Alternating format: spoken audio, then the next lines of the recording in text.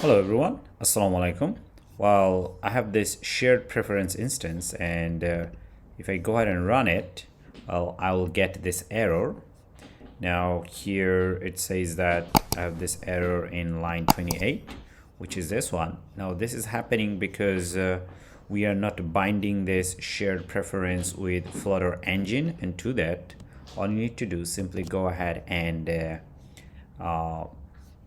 call this one WidgetsFlutterBinding. So it will ensure that this shared preference is get binded with Flutter engine. Okay, so it doesn't get bind if you don't call this one, because this one needs to access some underlying property of Flutter engine, and with this one you get to bind Flutter engine and shared preference. Now if you go ahead and run it, the error should be gone. Okay, all right, well, definitely no error. Okay, all right, thank you.